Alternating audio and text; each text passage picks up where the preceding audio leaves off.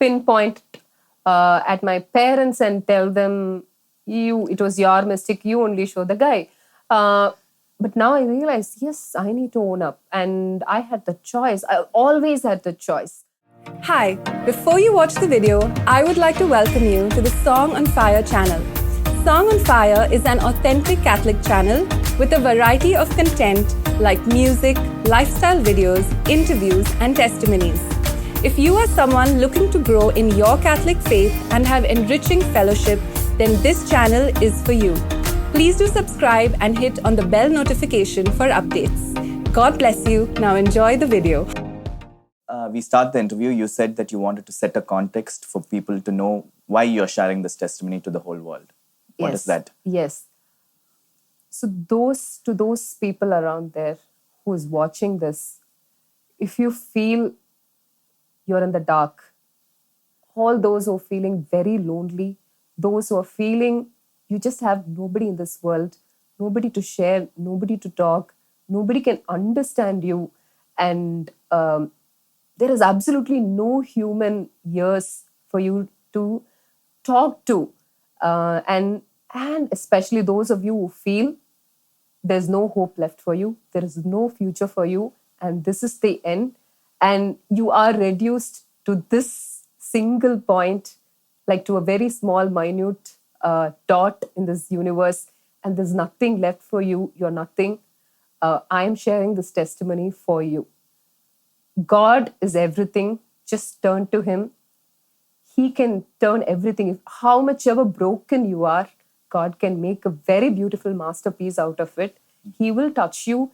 He will release you. If you are in a captivity and you feel you've been betrayed by people, turn to God. That is all I wanted to tell you. And that's the reason I'm sharing this testimony with you. You to share how the first time both of us met, and then you give the context for the interview. Yeah, sure. So you were part of one of the WhatsApp groups that I was also part of. And the day that I got in touch with you, I messaged you, was the lowest point in my life. The day I felt I was desperately looking for help from God especially.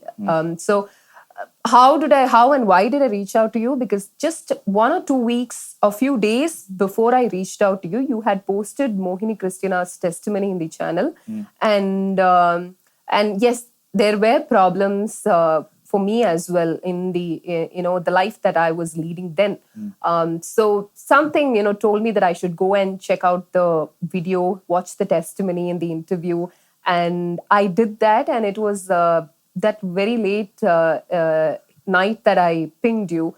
And another interesting thing is, I'm not on any of these social networking sites like Facebook or Instagram. I see that many people tell they got to know you through Instagram, through your posts, your Facebook and all. The only place I was there was WhatsApp, because it had become inevitable and everybody was using that. So that was the only app that I was using. And by that time, I had exited all the groups that I was part of. Except this one. This one, and I think one of the family groups. Other than that, I had exited all the groups, and God, so I think I kept just that small window open, and God reached me through that. Yeah, that's so amazing, right? So let's rewind a little bit, Eveline. So you were a single child, right, to your parents. So how was it growing up as a single child? Were you, treated like a princess in your home? Yeah, of course, I was my daddy's princess. That doesn't mean I didn't know the difficulties in life. Of course, they were very realistic. So I'm from a very, very humble or a very, like a middle class background only. So of course, I knew the difficulties in life. We also faced all the ups and downs like any other normal family would face. Like people will say, parents did not compromise on their education, on the kids' education, whatever the situation might be. So that's how even my parents were. Whatever our difficulties would be financially or whatever, they never compromised on my education. They gave the best of it, whatever they could, up to their knowledge. And I also feel strongly God, was there with us and His grace was there. So this way it was normal. But since I was the only child, of course, the pampering, and petting and all that was just too much. And I was my daddy's princess. Never did I, so that love bound me from making any mistakes in life. I would Your father's love for you. Yeah, my father's love for me. Of course, my mother's love as well. Both my parents' selfless love kept me true to them and true to my faith also. And you also said, like, you were so understanding of your parents' problem that you would take a bus to, save money and all that. Yeah, we were definitely in that situation. So I wouldn't want to burden my parents. I remember most of my college or my schoolmates had bikes then itself. I had a cycle for so many years, and I didn't ask. So many people would tell me you should ask for a bike and get. But I felt somehow, no, that's not required, needed. So I wouldn't burden my parents and ask them things. Right from very young age, I could remember maybe from 10 years old or 9 years old itself, I was very conscious about this. And this sensitive thing was there in my mind to not burden them. So, yeah. And another important thing is, I always wanted to give good name to my parents by being a good child, by achieving whatever I could do, be it in academics, be it in church, be it wherever, whatever I do, because they would come and tell my parents, right? Your child, your daughter did this. I have seen aunties and others going and talking to my mother, relatives coming from other cities and saying that, we heard you're like this, and that. So I always, of course, thanks to God. And I felt very happy because my parents were suffering and struggling a lot to bring me up. And I felt this was my tribute to them. And also, Eveline, so you said that you were a very, very good girl. So can you define the word good? Like, what do you mean when you say that you were a good girl? Yeah. I admit that I'm a sinner. I'm not as good as what God is calling us to be. And I have done all my share of mistakes and mischiefs and my sins as well.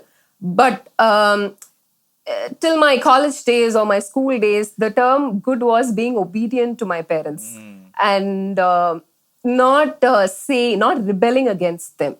In teenage or in adolescence itself, people or kids start rebelling and forming their own opinions. I did have my own opinions. My parents did give me freedom and all that, but still it was within the boundaries of culture that I was living in. Since I'm a Tamil girl from South India, a lot of norms unsaid. Though we say we are all so well developed, women are financially independent and all that, still there are culturally unsaid norms. So you were obedient to all that? Obedient to all that and following all those things and like as simple as not coming home late, not hanging out with friends, all such things, and always going to my father or my mother for anything and everything.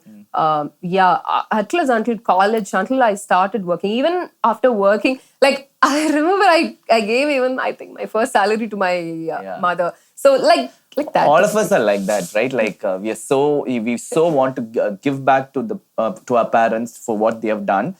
We somehow feel captive to their love, isn't it? Yeah, we feel we're obligated to them. Yeah. Yeah. And also you said that you studied well and you performed well in your college and you got the job and you were earning well. So somewhere you were actually quite successful, weren't you, in your life? Yes, definitely. Everything that you did. Yeah, that doesn't mean everything I touched turned gold. Of course, I had hurdles, difficulties, and nothing was easy. Anybody who succeeded won't say that it was pure luck unless a lottery draw. Yeah. So everything that I did, of course, I had challenges. It was easy for me to overcome those challenges, be it the competitions that I went in my school or my academics or whatever extracurricular things that I did in my college. There were challenges, there were hurdles, but I overcome everything. End of the day, my head wouldn't be put to shame or put down. I will somehow, and I wouldn't do the normal things. That's always a way of life for me, not the usual life, not the regular things. Something extra always, putting my hands here and there and something and exploring things and always being active and known to people. Yeah, that's a very big thing. Of course, from the regular things, I will ensure my name is known beyond my class or beyond my batch. And Eveline, so as you were growing up, you say that you were very closely knit to your parents. And you were also quite intellectually strong. You studied really well. Spiritually also, you were doing well. As you were growing up, since you were so closely knit and you were captive to your parents' love, do you feel that your emotional development got a hit during? Probably yes. See, because I don't have a sibling, so that how to coexist and co-live with the person, another person like me. I didn't grow up with anybody. So though I was not spoiled by my parents' love, I was accommodated by them with whatever wishes that I wanted. But then with the maturity I had, I understood what was my family situation, what was going on, what others speak and all that. That was there. And my mother ensured that she put that sincerity in my mind. But like you said, that emotional maturity or emotionally being able to handle was not there because I was well protected. Wherever possible, my father would come and pick me up from the places. And I will call my dad and say, I boarded this bus, I've gotten, I reached the place, then coming back home. So like that, very, very well taken care of. So it was a field or a ground where only the inside ground rules were told to me. And I was very good at that and playing and winning. Outside all the unexpected things, I wasn't ready for that. I never thought that I would face any challenges also. And you said you were part of some Catholic group in Chennai, right? Yeah. Could you share when you became part of it and how it played a role? Yeah. So I need to first go back to, like every Catholic family or a child, catechism was my start. Catechism also, the beginning, I think, not in a very young age, like my kindergarten or early school, primary school, I was not very interested because new place, and of course we will cry to go to school and all. But later somehow I believe in this.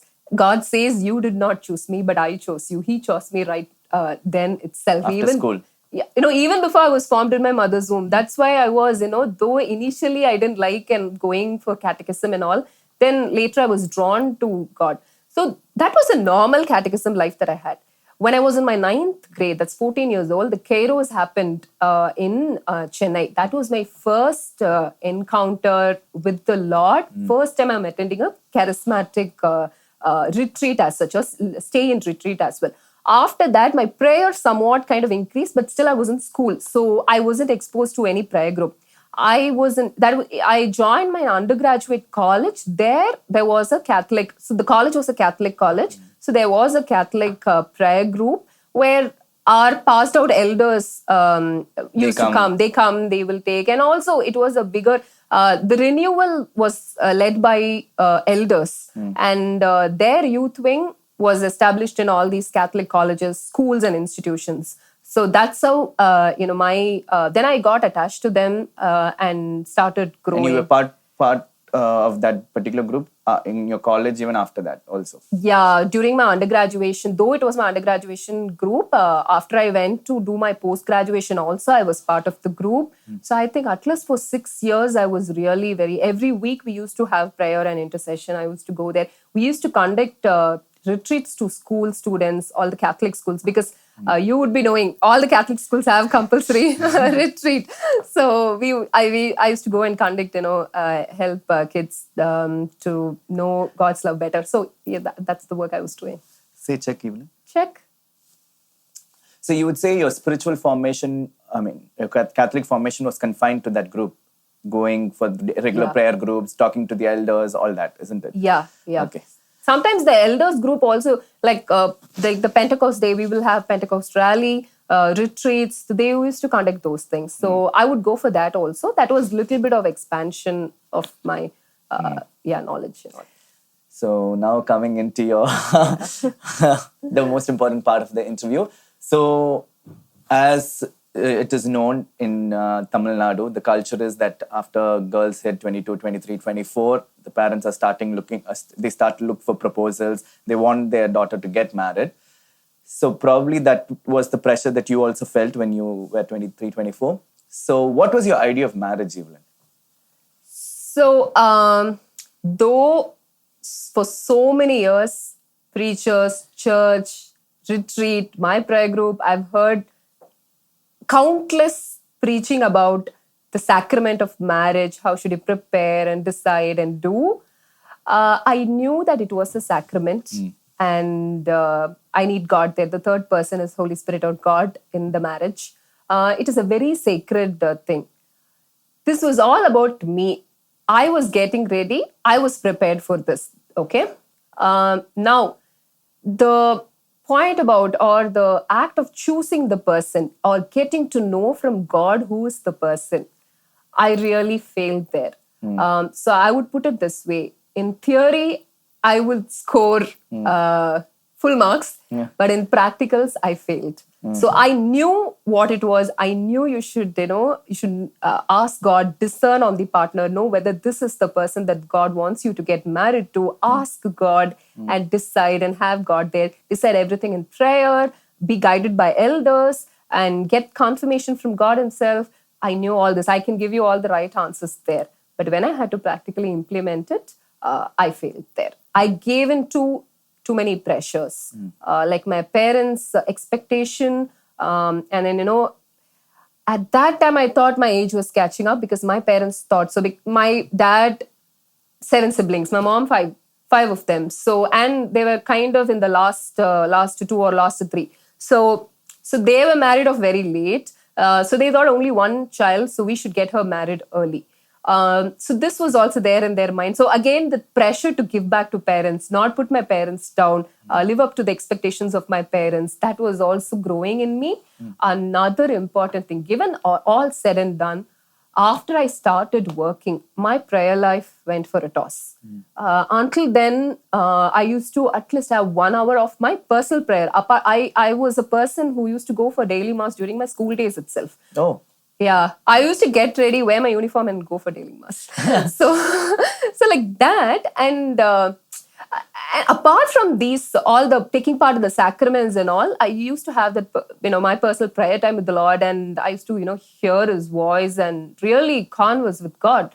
But after I started working, I forgot God. That went off. All of us, it's like that, yeah. All of us, yeah. And so, when you were thinking about marriage, was arranged marriage the way marriage gets arranged in India? Was that the only way, or you also had the option to fall in love and get married? See, that option is always open, always available for everybody. Okay, in India today we are at least in that state where everybody is open. But were your parents okay? No, my parents were not okay. With my own free, independent will and an adult that I was, I had that option, or I could have done that, okay? But there are 2 things I wanted to share here. First thing, one of my friends that I had in my undergraduation had a very, today I realized that she had a big impact on the idea of marriage. So she was not a Christian nor a Catholic, okay? So we friends, we talk so many things, right? So she kind of said, whoever chooses their own partner, whoever is not doing an arranged marriage is not being a good girl. Okay? That's wrong. Whoever does a love marriage or choose their own partner, they are not good. They are bad girls. So good girls don't do love marriage. Good girls only do arranged marriage. Got into my head very strongly. That formed a base. So then I thought, because I'm a person who never can go wrong. I've never done anything wrong. Or rather, at least to the world. I know what a person I am today, yes. But to the world, I cannot go wrong. I cannot do something. She is a role model. All my cousins should look up to me and see, she does everything perfectly right. So when this girl told this, then I thought, yes, I shouldn't keep my eyes open. That's totally shut for me. And it's only arranged marriage. My parents will bring and I will marry the guy. So this was the notion in my mind as well. So I also kind of closed my heart. With this valley that I put, I didn't bring God also. I didn't take this decision asking God. Even within this valley, I wasn't praying to God to show me the right person or tell me who is the person that I should get married to. Another important thing that you said here is, since you were so against love marriage, even the guys with whom you used to speak with, you used to make it clear that I am against love marriage. So even the guys who were interested in you did not have the openness to come and tell you that they liked you. Yeah, that is true, JD. So only until school I was in a co-education, and then the actual prime young youth, that is your college, I was in a girls' college. So the interactions also reduced. And then UG, of course, was a co-ed, but yeah, I made it very, by the time I passed out of my college, I was very clear. I made up my mind, I'm going to do an arranged marriage only. So after that, into PG, everybody would know, this is what I am and I'm all set. And this is something that I fixed in my mind. But still, there were guys interested. They did share. And I think after I started working also, that happened. And in fact, once I had this inclination to ask my parents, somebody, has told me this, should I do, should we take this further? And my parents were like, no, nothing. We wouldn't, our family wouldn't do that. Yeah, I should say that generally when girls or guys go and express something, tell something to the parents, I know the dialogue at home is, no, that's not for our family. Our family is not like that. So I heard that, and yes, so like I was not really open to know God's will. Yeah.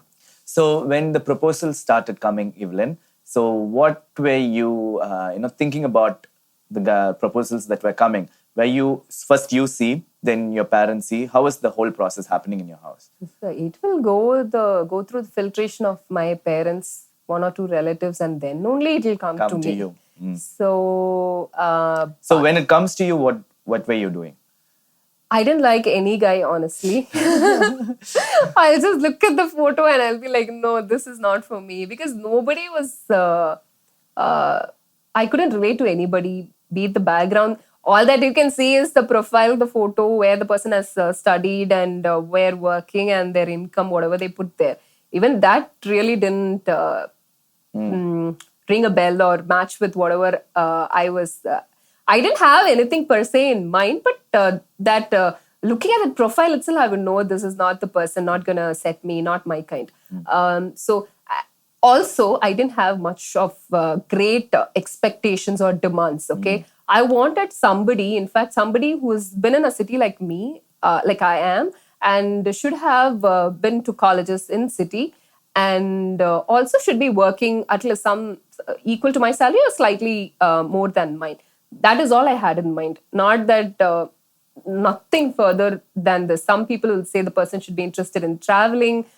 We can travel. We should go. So my thought didn't even go there. All that I wanted was somebody raised like me, and somewhere educated. Because right from schooling, I passed out from very good institutions. So someone who's like that, passed out from good institutions, good studies, and it will show where you're working also will show that what kind of a person you are. So education and work were the two parameters I would say I was looking for. And of course, I should like the person when I see the person. So none of them were good. And the process was, my parents will filter, they will see because they need to like the parents, right? So like how we've read in one of the famous novels, in India, it's not marriage between two people, it's marriage between two families. Which I strongly disagree. Yeah, that's how they see it here. Maybe our practices were like that earlier, but no longer it's like that. So when the proposal came, the person from whom you got annulled, Eveline, so when that particular proposal came, why did you, say okay? Because, you had so many things to, consider, right? Why did you say okay? Initially? Yeah, so few things. By this time, my parents were they were very fed up. They were very tired. They would have seen some 7 or 10, around 10. But with that itself, they were very, very fed up. And they were like, what only are you expecting? How many proposals you had before this? You had seen I would have seen some 3, 4, 3 guys. So when this proposal came, what So your parents were fed up, frustrated. Yeah, already frustrated. And I was, I think one point I asked, somebody has asked me in my workplace, can I say yes? And they were they were totally fed up with that also, not in line with that. And then, they're longing to get me married early because because of the number of siblings they had. So they didn't want me to get married in my late 20s or second of my 20s. So they wanted me to get married in the first of early 20s itself. So this thought in their mind, and I also thought, okay, their only responsibility that's left is getting me married. Okay, let me give that peace of mind to them. And I have excelled in studies. I've worked and all that is So all. you thought you'll figure it out. Yeah, I thought I'll figure it out. And so they were very upset by this time. And this proposal looked as though this is the best match. Because my another important thing is, I don't know, today some families or some parents are open. They ask, what are you expecting? What are you looking forward? What kind of a person should we look for you? So children or girls have the option to tell them, or even boys have the option. Or sometimes they open up, not dumb like me, but they open up and say what they're looking for. But in my case, as and when proposals were coming, only my parents were figuring out what I wanted or what I'm expecting based on my filtration or my rejection reasons. That's how they were seeing. So they didn't have an idea what I wanted. Even I couldn't properly say. And I thought this is all elders' job, all elders' work, and I cannot get into it. My mother saw my father on the day of her wedding. Yeah, so it was my mother's brother, my uncle, who saw my father and fixed this person for her. So both my parents saw on the day of their wedding only. So I thought I am at least given a choice now. So that itself is a very big thing. So that is how I went. And this particular proposal, when this came, I felt time was catching up with me. And my mother's retirement was just a year from then. And so this, and my parents are very fed up. And this, on paper, it looked like this is the correct, a match. And they cannot get anybody closer than this in terms of family, in terms of background, in terms of financial placement, in terms of education of the person, and all this. How many times did you speak with him, Eveline? None. So the day that he visited my house, I think he said one or two sentences. That is, I think somebody from my relative asked him where he studied, just to hear his voice, and he said the college name and one more sentence. You did not speak with him? I did not speak. I am a good girl, no, JD. I'm wearing that hat and that mantle, so-called humility, and I didn't speak up at all. So then you said okay.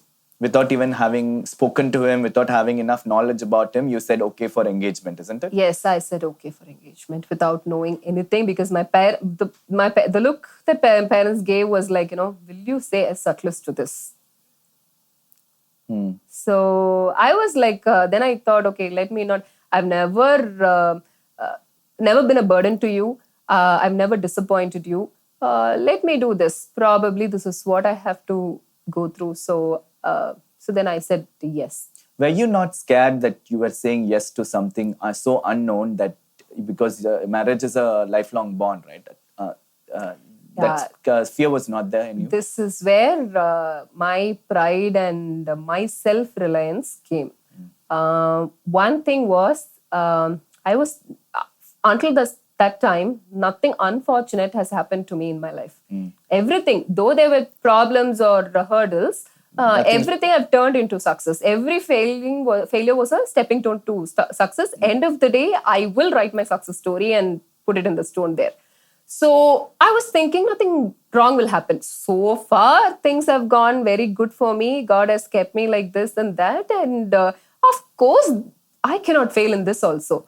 And the second thing was, I can handle whatever comes. Spiritual pride, you said. The spiritual pride was also there. Then I thought, I'll enter this house and then whatever Pray it is, with the prayer. Yeah, with the prayer.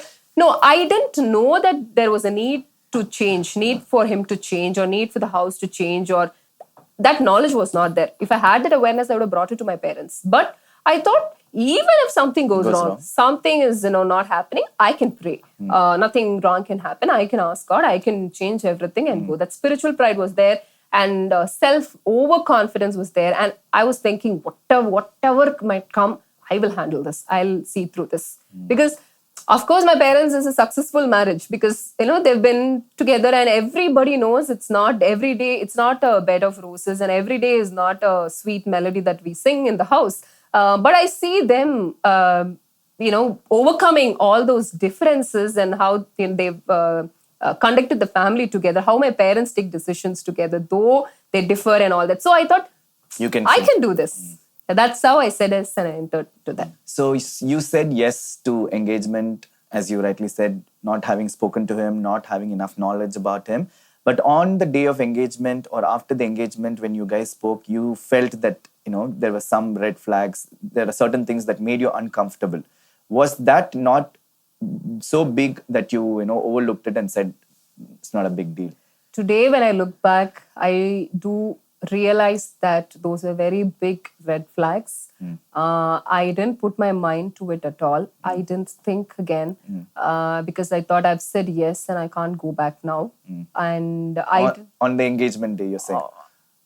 Not on the... See, after the engagement day only did you spoke, or the numbers got exchanged. And on the day, the first text was, I'm very tired, we'll talk later. Okay. So until that time, there was no attempt to get my number also. And so I just thought, okay, my imagination went wild. I thought maybe he wanted to marry somebody else. He loved somebody else. And this is an arranged marriage. And he's like that. But that's okay. I'll go there and I'll manage. So like that. So like I was thinking those things. After engagement, he got this number and this was the first text. And there was no interest to talk. And like that, there were many, many red flags. But I had hardened my heart so much that, I couldn't really look into the person or look into what was important and how to build this. And you didn't want to call off it? I didn't want to call off because, societal pressure, my parents and so What did your parents tell you? Tell me. Like you said, you going through the pain is fine, but you can't create any kind of disturbance for the other family because you've said yes now. Yeah. So when I said yes also, after a day or two, my dad asked me, is it okay for you? Can I go tell the family yes? And he was like, see, this is not something that will affect our family alone. This involves another family. We cannot put that family down and you cannot, harm the family or hurt that family. Those people, this is of a, the magnitude of the issue is so huge and big. Think well and say, you shouldn't put that family down. So this itself came with a lot of pressure to me and that expectation of saying yes and all that. So that's how I gave in. And to your question of the red flags, yes, there were many for my parents' sake and for the sake of, the society that I was looking at. And I was also tired by the time. And I thought my parents can't bring anybody better than this. And I have to manage with this. This is what life is. And I can go there and see whatever I want to do. So I decided this is the route. Whatever problem might come, I'm going to just brush it off and overlook at it and keep pursuing it. There were so many things that I can say that didn't work good. So the person was just not interested even to look at the engagement photos. Okay. And so many things happened, but then I just let go of it, let go. The saying yes and going ahead with something in this case itself is so painful, right? Because both your mind and heart is resisting, but you still want to go ahead. That itself is a painful process, isn't it? It was definitely painful. I didn't get into this with a very good, happy heart. Of course, a girl moving to a new family will have anxiety, will be very unsure. She'll know only the guy. The guy has to provide her the comfort and she will be dependent on him only. But for me, it was all alone. My parents were also like, Happa, finally she said yes. And I couldn't take anything. I didn't have a sibling or anybody to talk to about these problems. I kept it so... And our community, the Christian community itself and specifically Catholic, we are very less in number. So the most of us, our best buddies will be somebody from another faith. Okay. And even if people are from our own faith, we'll just make fun of what's happening and we'll say, this will not happen. And we just say, maximum we will talk about some pairs in the choir and somebody looking from here, there, and it just goes there like that. So I really didn't have anybody to share or talk. So this side was also like that. And the guy was totally not speaking. So of course it was very difficult for me. It wasn't a pleasant experience, or I didn't enter into it very happily. Rather what I did was, okay, let me focus on the event. That's what most of the people do. Wedding. So let me plan my clothes, the photographer, the whatever, the arrangement, how the church should be decorated, what reading to read. So I started focusing on that. You concentrated on everything else rather than the one thing you should have concentrated, isn't it? And also, Eveline, coming to your point, you said, you were so good in theory. You knew everything because you've been listening to preachers, going to prayer groups. But when it actually came to implement in your own life, somehow it, it did not happen. So what, you never brought God in the picture, right? Exactly. In the whole discernment process. Why not? Yeah, by then, my prayer life had completely diminished. Okay, I didn't, it was I was like a parched land without even, I used to go for Sunday Mass, of course, my day of obligation, so I cannot skip that. Of course, I'll go for Sunday Mass. But then, when I started working in a manufacturing organization. So our shifts start very early. So we have to wake up early and go. So that morning mass possibility completely went off. And then evening I would come back, I'll be tired, I'll just crash. So that building that relationship completely went off. Yes. So from then on itself, and then this marriage, I was just going with the flow.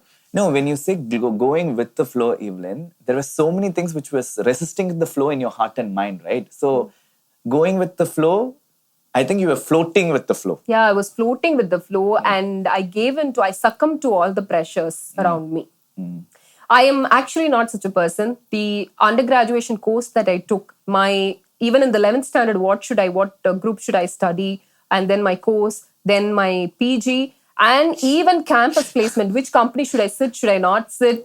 All that I decided. My dad was, I remember my first campus placement, one company, biggest IT employer in India, came for campus. I didn't sit for that placement process. And my father was so upset because he was employed in that group's, one of the group's companies.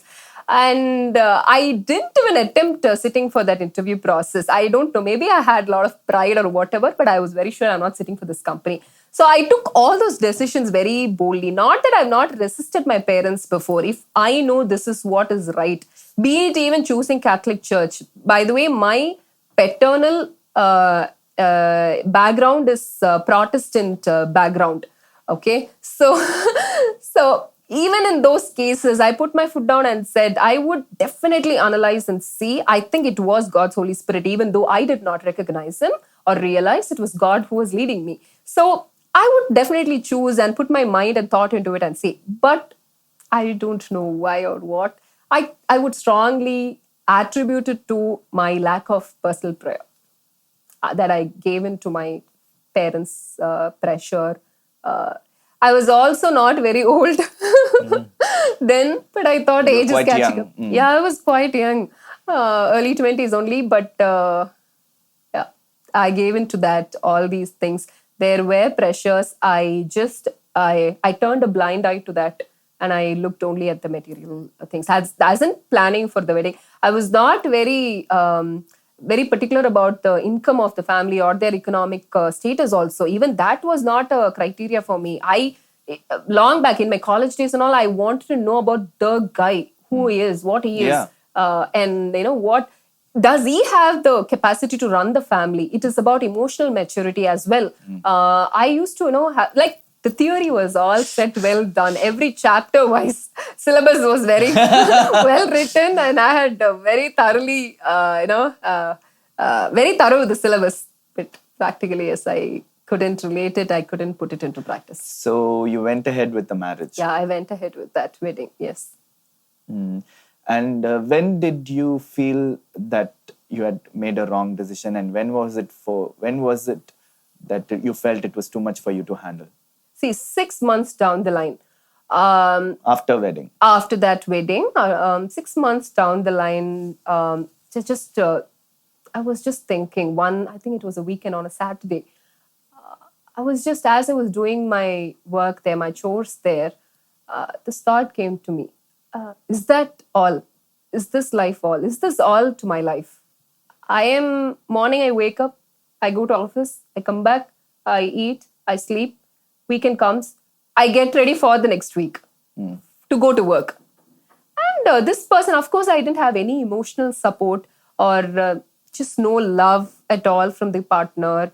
I was like an alien there. It was a joint family, by the way. The boy's elder brother, his wife, their son, my father-in-law, mother-in-law, and all of them were there in the same house. With so many people around, I felt so lonely. I was all alone there. Nobody to even, talk or discuss, to share anything. Nobody would even, I couldn't share anything, what I was going through or what I felt. Because the person who should be knowing itself is not in alignment, is not in the senses to understand this, or is not interested to know. So with all these things going on, that is when I was like sincerely said a prayer or asked God, truly now communicating to God. I asked God, you only called me with all the, prayer group and all the teaching that you gave me, whatever. Why did you even expose to all these things? Why did I have the desire in my heart? Like you ask priests to become priests, they will have the desire in their heart. Or those who do ministry and all that. So I was like, why did you give that desire? Why did I go here? Why did you even show yourself to me? Why should I know you? You brought me, and is my life reduced to this point? And is this all? And I also felt this is not what I wanted to do. Not a normal life. Of course, my heart was not there. Not just earn and then, beget children, put them in good school. Then, a weekend you eat well, you enjoy, and then you marry them to a good place or a good person, you earn, and all these. This was not what I was. I really had that thirst for God. I wanted to be with the God doing God's work. So, but the situation that you're explaining right now is the situation of many girls in India. But there was something else that was in the marriage which was even more difficult for you to accept, which was substance abuse. Yeah, it was a substance abuse. So this thought was there. Right when the time this thought came to me, that was the time I discovered something at the place. So that time only, I saw some emptied tablet sheets and then few things. So very suspicious. Of course, Google is our answer today. So I went and I didn't know anything about this because I have seen guys, father, uncles, everyone in my family, how they have been. Okay. And I thought, since this is an arranged marriage, you've seen all these things, matching and all that. And I thought, of course, men will be the same here also. So seeing this was a very big shock for me. How can a guy from a family like mine get into this? And how, that was there. And then the substance abuse itself, when I Googled and found out about this, I understood it was an addiction. And the very same day I asked, and the person very casually said, no, doctor only prescribed, and just brushed it off. So this was, and I didn't act. I left it there. I asked again and I left it there. And then twice later, after a month or so, again I spotted. I was broken there. And this was creating some disturbance in me. And from then on, I started being very restless. Of course, I was like water and oil in the house already. This started creating that restlessness in me. And this was bothering me, to say. And you did not have the knowledge of this particular addiction when you... No, absolutely not. Today, after I'm out of the problem, now I see why the person behaved that way right from the time of engagement or right from the time they came to see me. And after that also, how the person behaved, I'm able to see the picture and understand why the person was behaving the way he was. So at which point did you decide that you can't put up with this anymore and you left the house, isn't it? I went through a miscarriage. Okay. Right from day one, the only topic or only thing they were expecting was child. Day one was, our marriages are in the evening, so it'll be midnight by you get home.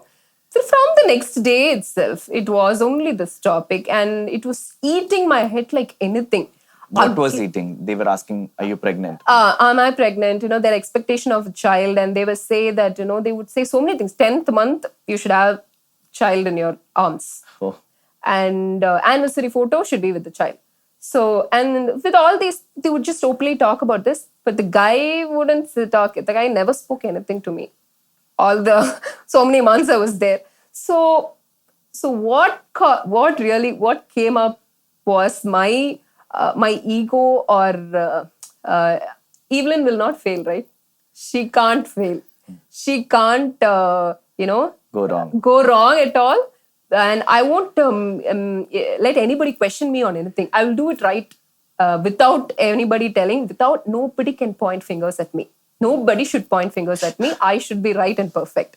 So when they asked about this, I got jittery and I'm very, very anxious. And I didn't know what to, I was thinking, even then I didn't bring God. I was very, very aware. I was very, very, very much aware that child is a gift from God, and it's not necessary then, when a very good healthy egg and a sperm come together, you put it together, it's not necessary that they, the sperm will fertilize an egg under all medical conditions. I've heard all this. It's not necessary. It's a gift from God. But then, even then I didn't bring God. And I thought, I'm going to fail. What if I don't conceive? I started putting myself, After the miscarriage. Not the miscarriage, right from the day one, they started asking me these questions. Okay. Okay, so that went jittery, and I, before the miscarriage also, I've been through a lot emotionally and physically. So I said, I'll go consult a doctor. They meet it the next month. Within just 2 weeks itself, I said, I'll go consult doctor. And I thought, so medicine or science, we think that, that's all, we can't go wrong there. Everything is, they've dissected everything and they know what to do. Let me follow the proven science so I won't fail this time. So that's how I went. And there's absolutely nothing wrong. In fact, every test after test, and of course, today's doctor, I don't know, this might be helpful for somebody. I'm just saying, you know it already, but again, I'm saying, not everybody is looking for your well-being. Of course, you go to a doctor somewhere and you say, not everybody is going to advise you and say, you first, take this time. Don't come so early and go through all these medical things. Of course, it's their profession and they have to do justice to that, and they think that and they do that. So wait upon the Lord, definitely, but do not fret. If you are so much, this is bothering so much in you, and you're going behind doctors and hospitals and you don't know, there are people who really don't know what's the problem, and they keep going to hospital after hospital, doctor after doctor, and all those treatments and all that. In all that I went through, I'm not listing whatever I went through, but in all that, there was nothing wrong. Nothing came bad. So I went through a laparoscopy, so many problems. Again, laparoscopy to figure out if there was any problem. Of course, in all the tests, there was no problem. And nothing wrong in medical terms. After all this struggle, I think the 10th month I conceived. The month they expected the baby to be out, I conceived. And after 3 months, I went through a miscarriage. And after that, so that day, I thought I won't survive. Girls who have been through might know this. That day, I thought I wouldn't survive only because I was like that. And there also had a very, very traumatic incident where again showed how the boy is not eligible or not ready to take this, and how like God was telling me, see what it is, and still I pursued. I thought, I can still be a carpet. I'll remain a carpet. So yeah. So with this miscarriage and all that, after that, I think for 2 months or 3 months, it was a time of abstinence. Okay. So after the miscarriage, there was a lot of emotional scars in me. And that was the point, that was the tipping point. I went off, I blew myself off. Be it the emotional warmth or physical warmth, I felt Was a not there. dearth of all those things that was definitely not there. That those things were absent. And I just gave up. That evening, I gave up. And I packed all my things. I called my dad and I said, I'm coming home. I booked a big car to accommodate to keep all my things in. And I came home that night. Yeah. So that point where, I've been through all this for more than a year. Whatever I had to see, I had seen. But I have not received the love that's needed in a marriage. Marriage is a sacrament. And all that happened to me was just the wedding ceremony and what the world expects as the following events from that. But I was not living a sacramental marriage life with love. And so after you came back home, you took some time to think about it, introspect and pray, and you wanted to go back and give it one more chance. Why Yeah. did you decide that? Yeah. So I think for 3 months or 4 months, I was very adamant. People, of course, they will come flock your house and say all advise you and all that. I was very stubborn. I said, no. I want to, I don't want to live with them. I want a divorce and all that. At that time, nothing. I wasn't thinking about making this marriage work or even going back to God. I went to a point where I tried convincing myself that there is no God. From that point onwards, I even said this to God. I said, see, everybody in this world knows that I love you a lot. I've been very spiritual, very religious, and done all these things. See, a girl was like this. See her life. Her God has forsaken her. You are going to be a failure. It's for you. It's all for your name only. I said all this to God and I said, yes, my life is gone. I'm going to go like this. Your name is going to be put down. I was like that. Did I do anything wrong? I didn't do anything wrong. I was so good. I was very faithful in the marriage and I did all these things. But this happened to me. You made me go through. You put me in this situation. The world is going to talk about your name and they're going to curse you and they're going to say, what use? The girl was like that and all this. And God has forsaken her. I said all this. I started reading about atheist beliefs and theories and all that because I used to be a reader. Yeah, books were my companion even then. So I used to read a lot and I got lost into the books. And I tried reading those things, but I know deep down in my heart there is my God. creator, okay? And, he knew me even before I was born. I was conceived in my mother's womb and he was the one who knit me together there. So I tried convincing, I die, and that's all. There's nothing after this, no repercussions, nothing for the actions that I take. And all. I tried saying all these things. I said, no, God. And I didn't go for mass, or I rather didn't go to church. I didn't even visit a church for about 8 months. Okay? Or 5 months. I didn't even visit the church. And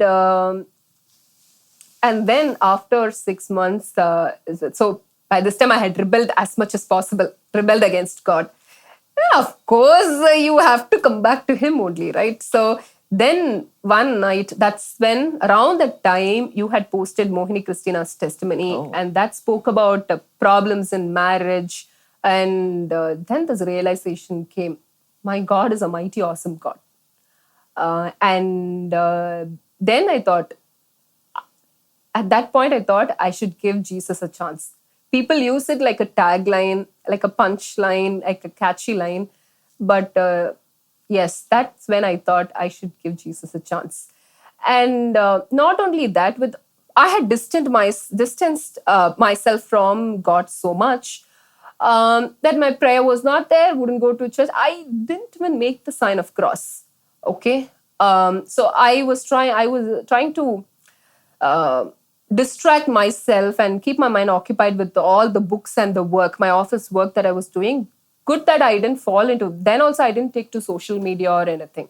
but it was just with my own old books and all that. I remember it was a rainy day in my office in the afternoon. I say rainy day maybe because Holy Spirit comes in the form of rain, water, and whatever, the climate change and all that. And then I heard the thunders and all. Nature reminded me of God. And I had that, that change of heart. And I really, of course, I wept. My eyes welled up. And then I saw, I don't even remember what I was searching. What words I was searching or what I was searching. But my eyes fell on this. It said, I am hurt when you are hurt. I cry when you cry. So I just took that, and then that is when I turned to Jesus. Then I got reminded of the video that you had posted in the group. Then I went and saw the video. That was really, a very big turning point in me. And then I realized, yes, I cannot give up very easily like this. Then, of course, so many thoughts came in. Maybe for this change only, for very big mission only, God prepared you and all that. Though I didn't ask God whether this was my mission or not, whether this is my cross or not, I myself thought, okay, fine, maybe this was the plan of God. Now let me, take Jesus and go. By this time, the guy started saying he doesn't want to live with me, want me. So there was a very big struggle. Now I want to make the marriage work. And now I want to give it a try. I want to do all that I can. And I really wanted to stay there. And I truly believed that, God has brought me there and I need to make this work. Probably, maybe my own pride came because Eveline cannot fail.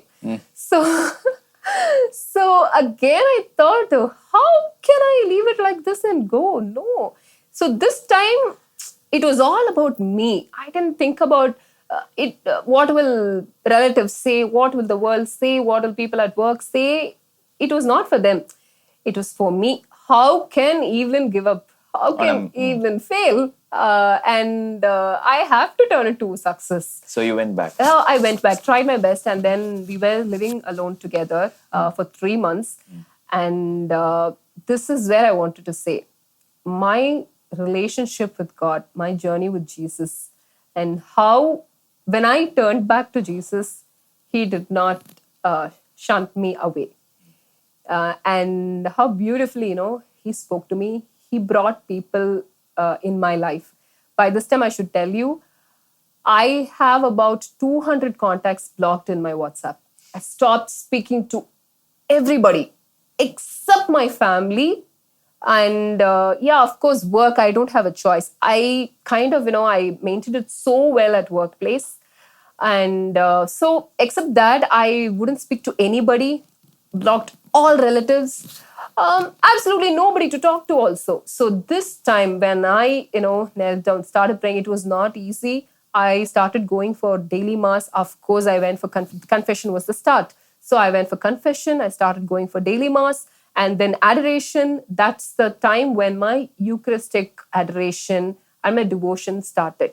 I always had this love and, I was drawn to Eucharist always. I remember when I look at the photos of my first Holy Communion, there is a photo where I'm weeping after receiving Christ. So you'll see my eyes all welled up and red and weeping there. So receiving Jesus was so a wonderful thing to me. So then I went for confession and all that, started Eucharistic adoration. I got to know more and praying, every day weeping. That's why I said, whoever feels lonely and you feel there's absolutely no way out for you.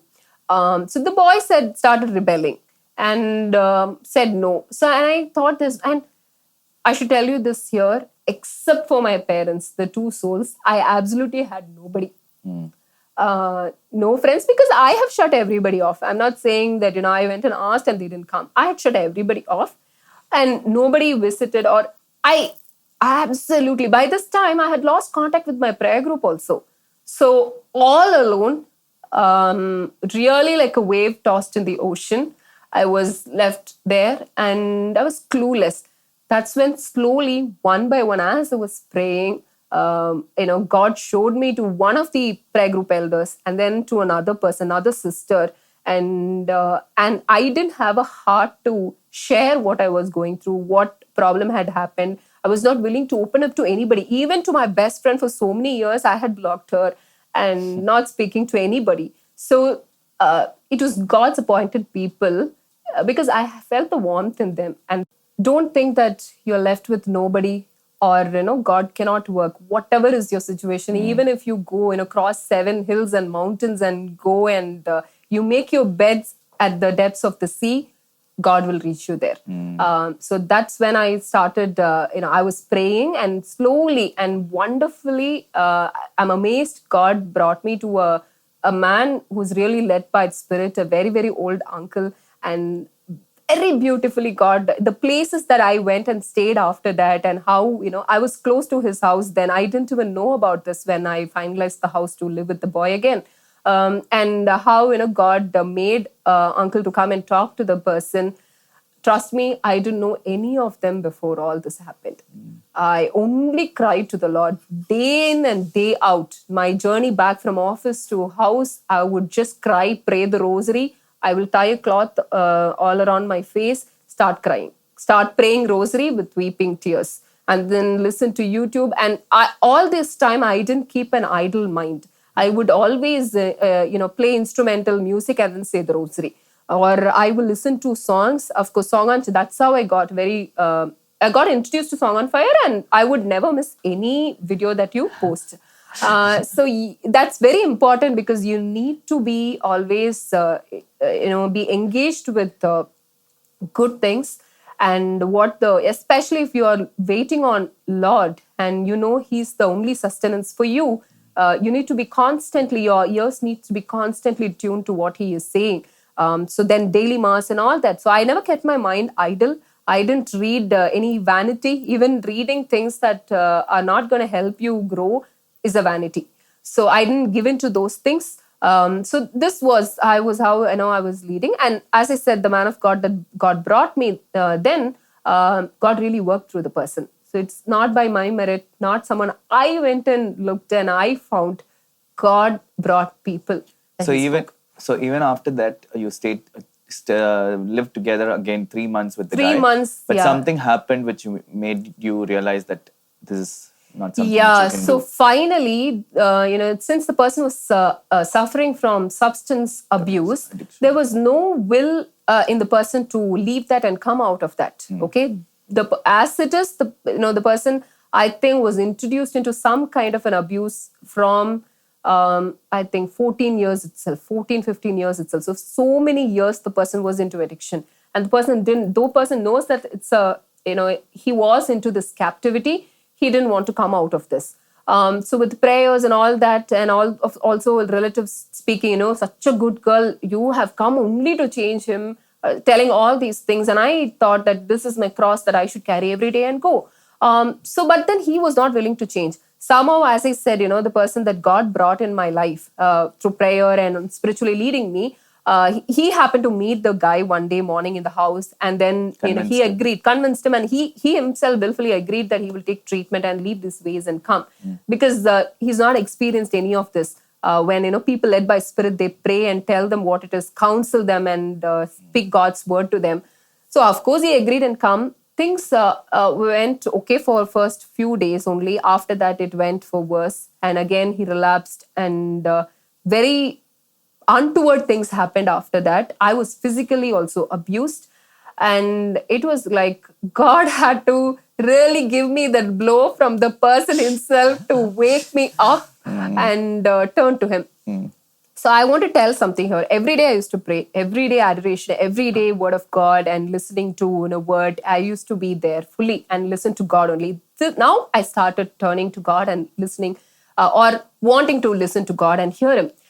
But so this incident happened, and my father was all through this time, even my parents lost hope and they were not okay. Initially, when I came out of the house, they thought it's normal, husband-wife fight and she's out and she will go back. Then they also saw how the guy is. Now only even they were observing the guy. And they were not. My mother was completely against me going there. But still I went. Then my father, after I got the blows from him, my father was like, at least now will you come? And yeah, I said, my dad, yes, let's go. I came home. Till even then, this was my sincere prayer. I told God, see, God, this happened. I had to come today. I had to be separated because this physical abuse was there and it was dangerous to me. But even now, if you tell me that I should go back, I should be here. This is what you have given me. I'm open. I was 100% open, and this was a sincere prayer in me. I said, I will go. This is where you want me to be, and this is my mission. I will go back. Tell me. That's when I prayed. I still remember this verse, what I got, which says, when an unclean spirit leaves a person, and it will wander around, and having no place to go, it will come back and see the place neatly swept. It will bring 7 more spirits with it, and the condition of the person will be worse than before. This alerted me. Even then, even now, I have not chosen, I have not decided. This alerted me. I started thinking, because it was not something that others told me. I should talk about the Protestant friends, because my parental lineage was Protestants. So many other people came in and spoke and all. They were all saying, no, this is not for you. They were literally giving me the verdicts and telling me that, you have to, commanding me to leave that and come, and telling me this is not this. I was not convinced, because I have already, been bitten by this, all these things, listening to others or not asking God and taking decisions. So by this time, I was like, I would just hear them and leave it there. And I decided I will pray whatever God tells me and leads me. That is what I'm going to do, because God has spoken to me before. He will talk to me, and I'm going to ask him only take decision. So then I was alerted. I started thinking, but my prayer did not come down. I still persevered in my prayer and all that. And then I got to know about a retreat place in Bangalore. And I had that urge to go and attend that retreat. This took some time. It was not, as I'm speaking, it's not that something that followed one after the other. I took about 3 months even to go here, because it was only my parents who were aging, who were very old now, and just me. Be it whatever I had to deal it in the court or whatever procedures that I have to do, everything, of course, moral support was there from my parents, but I had to take it up and go. I have to now think with my brain, my mind, and I also should be emotionally strong to handle all this. So I couldn't take too many things at a time. So I took some time, and physically I was broken. So I need to mend myself also. So I took some time. So after 3 months, I went to this retreat place. So to tell you how God has already been speaking about this place, I should speak about this. One morning, every morning I will go to the Adoration Chapel, I'll cry and I'll pray. By the way, I went to a church where I didn't know anybody. I used to travel some few kilometers and go. I stopped going to my parish, stopped meeting anybody that I know. So, of course, there people started seeing me. And even today, I don't know which auntie. One auntie just tapped my shoulder and she gave a prayer book and she went. When I got that book, I immediately ensured it was Catholic. Okay. And because I know that's the source of truth. So I ensured it was Catholic. I just kept inside. And then I started approaching my prayer group elders and all, right? One of the person is currently studying to become a priest. So I reached out and, this Anna also told me, this brother also told me about this retreat center. So what I'm trying to say here is God was talking to me through so many, people and so many sources, and asking me to, go there or somewhere to a retreat place and asking me to go and attend and hear his voice. Then I thought, okay, I'll go there. I go to the retreat, and the retreat, attending the retreat was not a very well planned one. The retreat was for 5 days or 6 days. But I just walked up to my manager and said, I need 5 days of leave. I won't come. And I said just the end of that week that I'm saying, the following week I wouldn't come. So then I was a person who would never take leave, because if I take leave, I have to be at home, and my mind will be, I will again ponder about all my, unfortunate things and the misery that I am in, what a pathetic state I am in. So to keep my mind occupied, I would go to office every day. And my boss was like, you never ask leave when you come and ask, please take 1 week off. And he sent me. So, and then booking the place also. I didn't book my travel. The elders that I was talking to, the family which invited me, they booked the tickets for me and they sent me there. So it was like, not the relatives that the family that I was born into, the relatives that I knew, the friends that I made. At this point, absolutely, it was not, the support didn't come from them. The support came from God himself. He appointed people. He brought people to support me and help me at those times. I felt so secured then. I traveled all alone then. And I went to the place and retreat center, they give me this prayer book day one. That is when the bell rings. It's the same prayer book that the auntie gave me so many months back. And and I've been praying with that book. It had a lot of difficult, penances and mortifications to do. I did follow all those things and I did. So yeah, so coming to there in the retreat again. So I should talk about my mental situation or my mental state when I went to the retreat. I was like, I was asking God, now what should I do? Just this question, not very complicated, not adding so many words to the prayer. I was like, should I stay in this marriage or not? And I was not very confident about hearing God's answer. I don't know why I went there and all that, but there was an urge. I felt it. I went. I just asked. And I was clueless. How was God going to talk to me about such a complicated situation? Okay. And I knew Catholic Church doesn't give divorce. There is no concept of divorce. And always these verses, what God brought together, let man not separate. And very hard for me to understand this. Not, I wouldn't say hard to follow. I was still willing. I said, God, with all these problems, dramatically, so many things happened. Still, you want me to go back? I will go back. But tell me, what should I do? Should I still be here? If I have to go back, show me the ways to go back. So just with this thought, I went. And throughout the retreat, with all the retreat experience I've had for so many years, whatever song they will pick, I'll be like, what song are they singing? As if I don't know this song. I know. I don't want to sing this song. And all the actions that they asked me to do, since I was in college days that I went to retreats and all, I only used to do all the actions. And I'm like, what actions are you doing? So I was like this and very cold, not very involved or interested in it. But I will sincerely come, not very enthu also.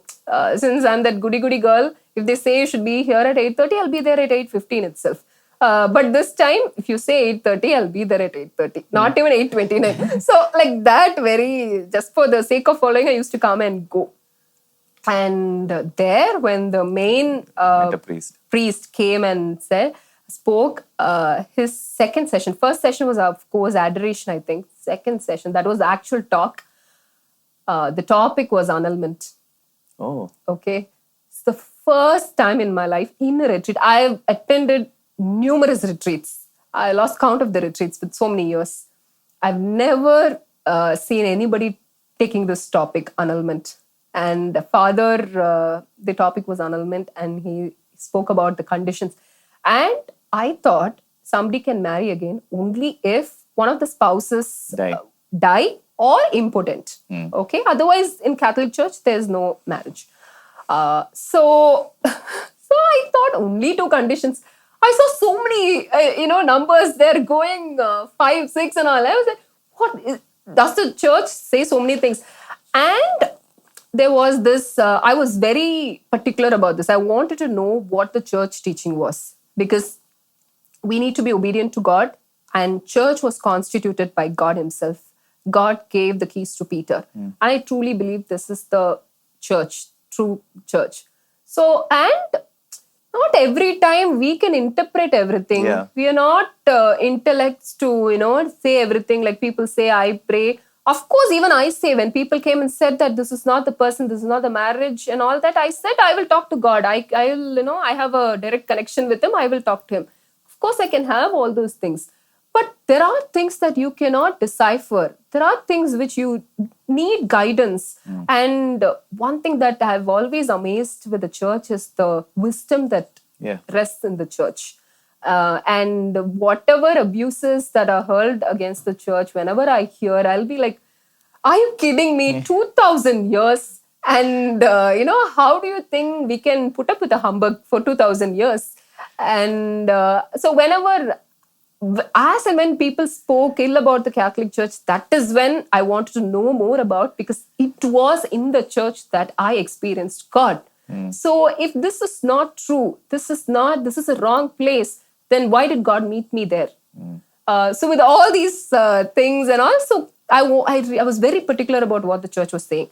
I should say one more thing. By this time, the first case, the civil divorce case that I filed, the first time I came out of the house, that was still going on. That was about to, end, or, the verdict was about to come out. Once I even took back the case saying I have reconciled with the person, everybody asked me, have you thought again and again? I said, yeah, it's all over. It's a husband and wife and all that I said. So, but one other, civil case was still open, just kept there. So I was just praying to God. That is separate, but what church really says. And I thought, if I am going to disobey church and I'm going to sin, I can't receive communion. Okay, like I said, I cannot do away with part ways with body of Christ. I cannot part ways with communion. So I wanted to, whatever it is, whatever difficulty in terms of world that I have to go through, I'll go through. But you should make me eligible to receive communion. So that I wanted to know. So that only church can tell. So that's why this retreat, and I was very keen on knowing what is the Catholic Church teaching. So the father went through all this. Of course, the first condition was if the spouse dies. Not annulment, that doesn't come. Of course, one of the spouses is important. Second was substance abuse. I was awestruck first time. And first session, I'm listening with full concentration, because all the other things, I was like, I have heard this 1,000 times. You want me to come and talk about it? I can talk. What songs are you taking? So I was in that mindset. And when Father started speaking, I was amazed. I just kept my, eyes there. And I was so amazed that I was talking to God. Now my direct contact with God was again, going on. So I was like, God, can you really talk like this to me? I came to know about this only, and you're so directly talking to me. I've never seen in a retreat people talking like this. And then, of course, other sessions. After this, I started getting involved so much. And then I went to the priest again separately. What did he say? And he said, this is a very beautiful thing. So he looked at my case and said, Mark, the church, Jesus doesn't approve this marriage. Church doesn't approve this marriage. But if you want to stay on your own will, you can stay. This was the difference in the teaching. Yeah, wisdom as well as the teaching. Rest, everybody will just command me and say, either you have to be here, or others will say you have to leave. And God gives that free will to you, right? Yeah. When the tree of wisdom was there in Eden garden, he put it there and he told them not to eat. God says and goes. Good and evil. Yeah, good and evil. So you have a choice, and God lets you to exercise your free will there. And that is all I wanted to hear. I discerned at peace there. And then I didn't have any second thoughts or anything disturbing me after that. But of course, my prayer life I didn't let go of it. I continued. I stayed in Christ and in prayer. But yeah, and then the annulment was also very beautiful. Then I started the civil case. The advocate that, somehow I got to know through a common friend, or rather I would say God himself put me there. She was a female. Had it been somebody else, I would have broken down. So I have, of course, broken down there in the advocate office and all. But she was definitely very kind. Again, not a Christian. But when I went back and I told her, I want divorce again, I've decided, she didn't say anything. Okay, now you've seen it, fine, we will proceed. So they didn't show any frustration, or I wasn't really hurt any time there. So with that, and she also didn't force me also. So this civil happened, I pursued that. For annulment, so I wanted to do one at a time. As I said, I had to do all the things. So I did one at a time. Some people think that you need to first since I was in this situation, I've seen all these things, I'm just letting people know for their knowledge. People think you need to first get civil divorce and then come and apply for annulment, or only if you get civil divorce will you get annulment. annulment and church is a standalone process. Yeah. Church is not connected to the judicial system of any, Yes. country or anywhere. So this is separate and that is separate. Civil is for whatever civil law that you are there, the country that you are in, wherever you're operating. Church is definitely different. We have spiritual obligations, spiritual laws, and religious things to follow. So this is a separate process. You can pursue both together. You can get annulment, but not divorce. You can get divorce, but not annulment. So both the cases are possible. These two are independent procedures to follow. But I wanted to first end one at a time, since the civil was easy to start and it had already been there. That was going on. And then why annulment? I could have, by this time I was very frustrated and all that. I could have just said, okay, civil divorce is in place. I'll just stay, live with this. Maybe single. By that time, I had not really thought what will happen and all. Of course, the trouble, those things were there at the back of my mind. But then I didn't think that, I've got civil divorce, I'll just leave it here. I wanted to close and end the process in church, or rather, I need to know what finally church tells me. I was also thinking, if at all, I don't get annulment, I can't receive Holy Communion. I can't do away with that. As much as my pride, as much as this feeling of I cannot fail, Eveline cannot fail was there, I could not live without communion also. So that is the reason I went. I want to know what is happening in church, what church finally tells me. I wanted to go through that process. I went there and I filed for annulment, and the next month, COVID pandemic broke in India and it went into lockdown. I lost all hope. But then I was not rushing. I was not in a hurry to marry anybody, or not did I have anybody. So I just want to end this process. Around this time, again, I went into the spiritual stagnation, because we didn't have masses. We didn't have opportunity to go and do confessions. Yeah. It was all online mass. All said and done, nothing like you go and receive the body and blood of Christ. So with all this, then kind of I went into the hibernation again, and I thought, okay, what do I do now? I don't know what's happening in my life. I don't know again, what future. Okay, I'll leave it to you, God. I was just calm there.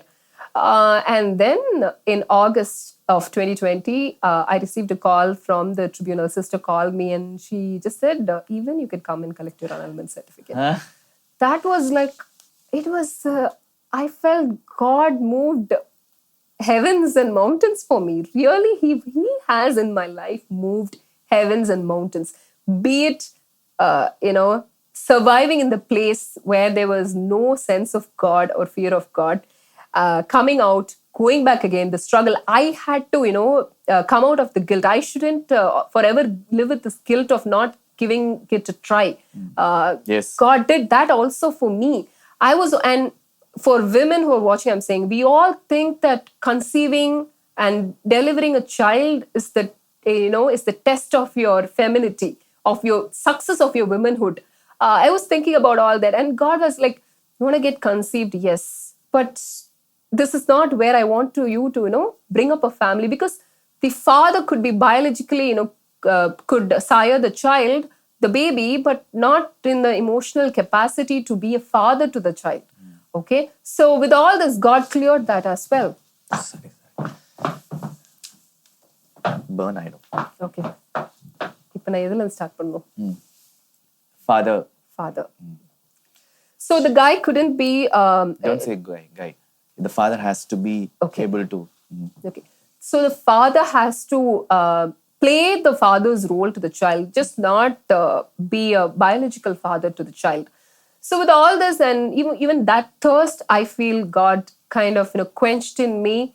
He was with me all through. Even at work, I had to walk inside fire. And though I walked in fire, the fire did not consume me. And it was by God's hand. God's hand was there with me all throughout. And people, some of you might be thinking, okay, you were good, so you were able to go back. No, I did fall into a very deep pit. When you go away from God, you will know in what dark hole you are. And it is very easy to, get into depression or a despair and such a hopeless state.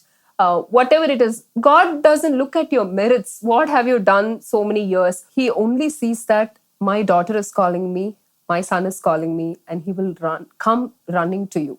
So don't think I have to be of this state or that state. No, just a crying prayer, whatever it is, turn to God. Don't turn to humans.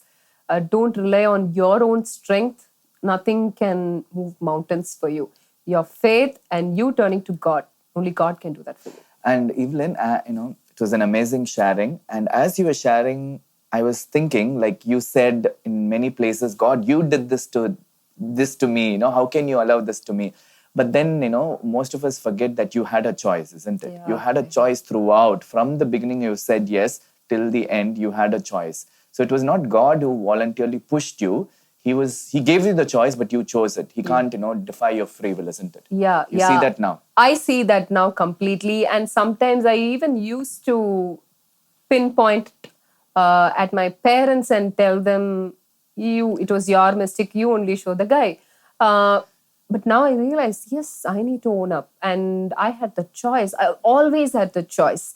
Though the other person may not have, taken that decision in full consciousness of mind, I had the choice. And I should have said, I only went through all this. I have witnessed all, whatever red flags, they were flagged to me. I should have said that. So I definitely come to that realization. And I went away from God. And I cannot blame God for that. And I'm so very grateful and thankful to God today. The moment I turned to Him, I have crossed, I would say, very stormy seas. Like I said, walking in the fire and all that, God was there with me.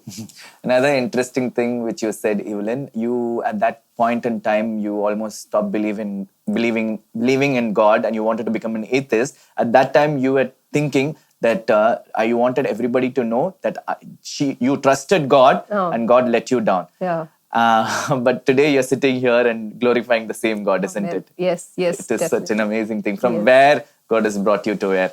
God made the same tongue confess. Yeah. It is such an amazing thing, right? Yes.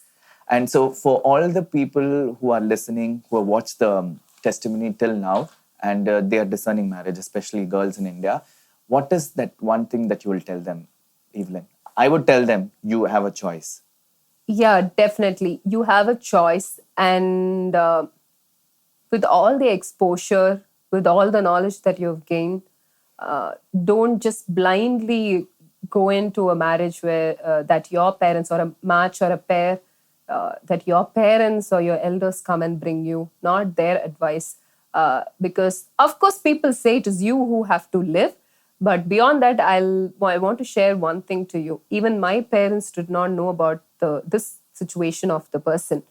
It's your responsibility. Yeah, it's your responsibility. Today, the exposure of parents is definitely different from the exposure that the younger generation have. Of course, we have a culture of arranged marriage. That was because earlier trade and communication and all the socializing used to be with the elders.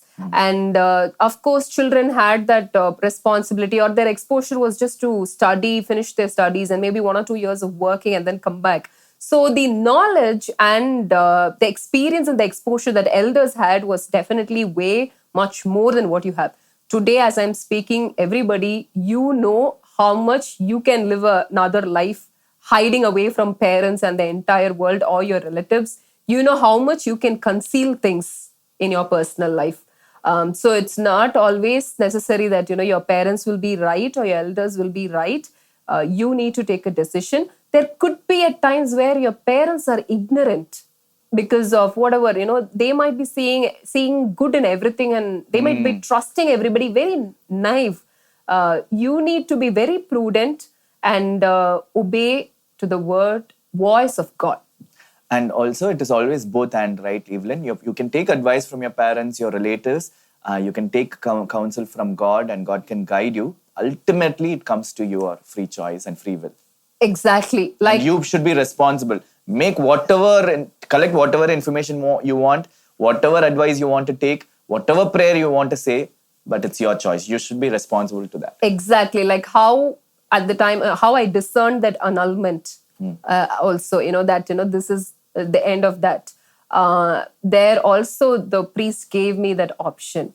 And I had spoken to so many people. It's not that even Catholic preachers and Catholic people, my seniors, they used to say that I have to stay here, or so many people will give. So they will even frighten me, saying, "What will you do after if not this? What will you do if not this? What's going to happen to your life? You have fallen into this, so stay in the pit."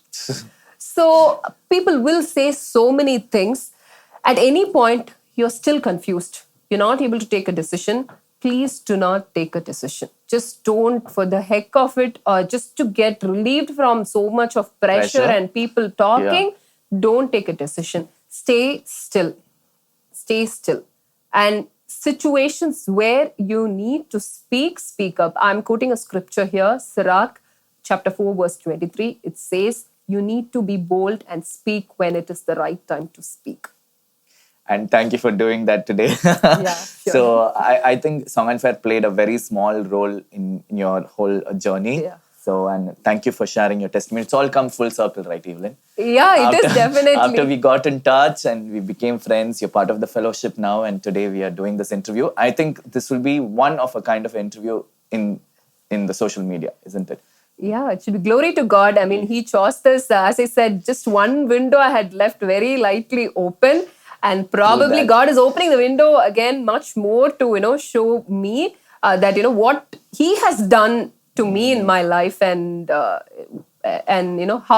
a marvelous, wonderful God He is.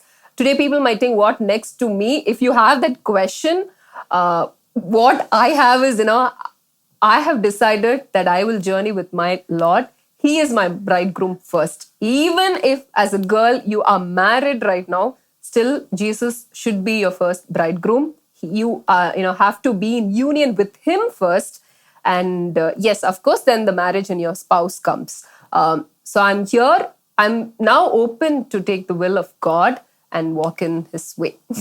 And, so you have taken this time and you've come out boldly and shared this experience. It's going to be a blessing for so many people. So as we always say in our fellowship, right, as St. Pope John Paul II says, you increase in the measure that you give it away. Yeah. So I hope this is going to be a blessing for you too. Yeah, definitely, JD. I am personally amazed by the way I have been able to come and talk. I need to say a word here. Nobody except my parents, the people that God brought me in, all the spiritual leaders, elders, and the sisters or my seniors that I know of, and one or two, just one person in workplace or two people in my workplace whom God really, I would say they were appointed by God to safeguard me and protect me. Except for those well-wishers and people, nobody knows about what I've gone through. This testimony that I'm sharing, this video, is my coming out. I was so afraid. I was like a frightened kitten. People who know me before marriage or before that wedding happened or before those incidents might be thinking, for them, if they have to describe me, they will use the word bold. Okay. But they might be thinking, oh, were you afraid? You that cannot be you. But I was reduced to that point. God, I had to be reduced to that point, and I had to be humbled to really be dependent on God afterwards.